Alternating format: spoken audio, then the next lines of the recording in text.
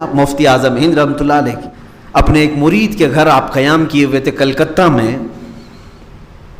بڑے صاحب تھے، وہ رئیس بھی تھے، مرید بھی تھے، مفتی اعظم ہند رضی اللہ تعالیٰ عنہ کے بڑے معتقد تھے. رات کو جب سوئے تو کمرے کے باہر ایک نل تھا جس میں سے پانی ٹپ ٹپ ٹپ ٹپ ٹپک رہا تھا. آپ بیدار ہوئے، مالک مکان کو، صاحب خانہ کو بلایا، کہا اس نل کو ٹھیک کراؤ، پانی ضائع ہو رہا. کتنے نلوں میں پانی جاتا رہتا ہے، نل میں سے قطرے ٹپکے جا رہے ہیں، اس کو ٹھیک کروا لو، پانی ضائع ہو رہا ہے. کہا حضور ٹھیک ہے میں کروا لوں.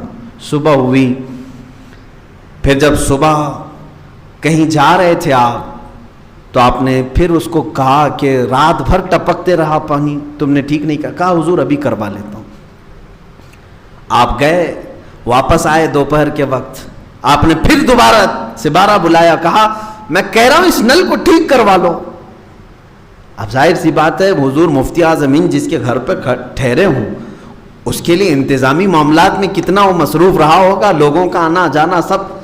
شام ہو گئی، وہ نل ٹپکتا ہی رہا، وہ بیچارہ کر نہیں سکا.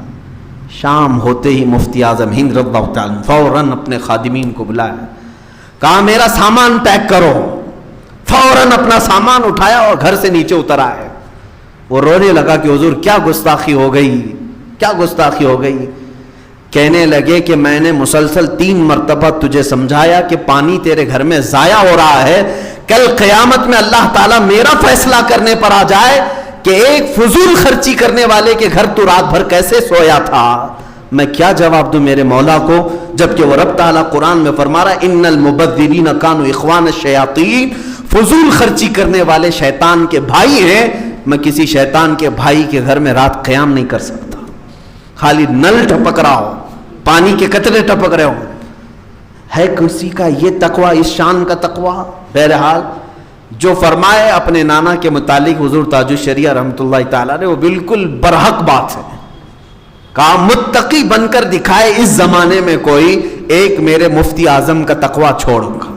اس تقوی کو پہنچ ہی نہیں پائیں گے آج لوگ. ان کی محفل کا حال کیا ہوتا تھا جانتے ہیں آپ؟ مفتی اعظم ہند رحمۃ اللہ علیہ کی ان کی محفل میں کوئی بغیر ٹوپی کے آ نہیں سکتا، اتنے سخت تھے ان معاملات میں. ٹوپی پہننا واجب اور فرض نہیں، لیکن اتنی چھوٹی چیز کو بھی وہ ضائع نہیں ہونے دینا چاہتے. خاندان کے معاملات ایسے تھے، اللہ اکبر.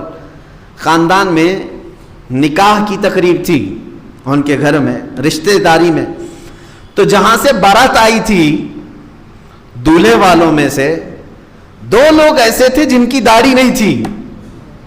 اس پر اتنے سخت ہوتے تھے، مفتی اعظم ہند رضی اللہ تعالیٰ نے اسی وقت کھڑے ہو گئے، کہا کہ میں اس رشتے کو ناپسند کرتا ہوں. جہاں میرے آقا صلی اللہ تعالیٰ علیہ وسلم کی سنت کا پاس نہیں رکھا جاتا، وہ میرے گھر کی بیٹی کا کیا خیال کریں گے. اتنے سخت تھے ان معاملات میں اور محفل میں. اسی لیے تو میں کہہ رہا ہوں ان کے تقوی کو نہیں پہنچ پائیں گے. محفل میں اگر کوئی چائے دینے والا بھی بغیر داڑھی والا ہوتا تو اس کو ہاتھ نہیں لگاتے تھے. اس طرح کا پورا معمول پوری زندگی چلا ہے ان کا، ایسا نہیں کہ مریدوں کے سامنے. اور ایک بار ان کے شاگردوں میں، خلفاء میں بڑے بڑے علماء ہیں. ان کے خلیفہ ہیں علامہ قمر الزمان خان صاحب مفکر اسلام. فرماتے ہیں کہ وہ ان کے مدرسے آئے مفتی اعظم ہند رضی اللہ تعالیٰ عنہ. دوپہر کا وقت تھا، سخت گرمی تھی.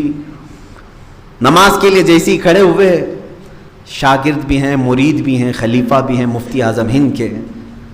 پنکھا ہوتا ہے وہاں پر، وہ لکڑی کا پنکھا ہوتا ہے یو پی میں، یعنی جو چٹائیاں جس سے بنی جاتی ہیں اس کے پنکھے بنتے ہیں، ہلا کر کے ہوا کرتے ہیں. یہاں چونکہ اتنا گرم ماحول پہلے سے نہیں تھا اس لیے پنکھے شاید زیادہ نہیں، اور اب تو کرنٹ کا حال ہے، وہاں بڑا بے حال ہے یو پی میں. پنکھا جھلنے لگے. نماز میں مفتی اعظم ہند تھے. جب سلام پھیرا تو جلال میں آ گئے، پنکھا نیچے رکھو، پنکھا چھوڑو، ہوا مجھ کو کر رہے ہو.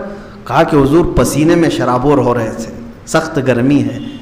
مفتی اعظم ہند کی یہ دیکھیں وحدانیت کا اقرار اللہ کی بات. کہتے ہیں کہ قمر الزمان بندے کو یہ زیب نہیں دیتا کہ وہ بادشاہ کی خدمت میں ہے اور اس کی کوئی دوسرا خدمت کر رہا ہو. خادم جب بادشاہ کی خدمت میں لگا ہو اور خادم کی اگر کوئی دوسرا خدمت کرے تو یہ بادشاہ کی شان کے خلاف ہے. میں رب ذوالجلال کی عبادت میں ہوں, بندہ ہوں, اور بندے کی کوئی دوسرا خدمت میں لگ جائے, یہ سلطان کی توہین ہے. بادشاہ اعظم کو زیب نہیں دیتا, اور فرمایا بندے کے لیے یہ بندے کی شان نہیں ہے کہ وہ خود بندگی کر رہا ہو اور کسی اور سے غلامی بھی کرا رہا ہو. بندہ کیسا ہے؟ یہ مفتی اعظم ہند رضی اللہ تعالیٰ عنہ کا تصور تھا. کسی بھی چیز میں آپ باریکی سے جو عمل کرتے تھے. ایک صاحب نے مجھے بتایا تھا کہ آپ گھڑی نہیں پہنتے. کسی نے پوچھا, واللہ عالم, روایات جو تواتر سے بہت ساری روایات پہنچی ہیں ہم تک, تو آپ نے فرمایا گھڑی پہنتے ہیں تو ہر کوئی پوچھنے لگتا ہے کہ ٹائم کتنا ہوا. مجھے اس بات کا خوف ہوتا ہے کہ میں ٹائم بتا دوں, ابھی 10 بج رہے ہیں, 1 منٹ آگے پیچھے ہو گیا تو کہیں میں جھوٹا نہ بن جاؤں, جھوٹ کا شائبہ نہ ہو. یہاں تو لوگ پورا کا پورا جھوٹ نکل جاتے ہیں اور کہہ جاتے ہیں. وہ ہلکے سے شائبے سے بھی بچنا چاہتے تھے. تقوی, یہ تقوی کی مثالیں اگر میں آپ کو بتانے لگوں تو بہت طویل ہے.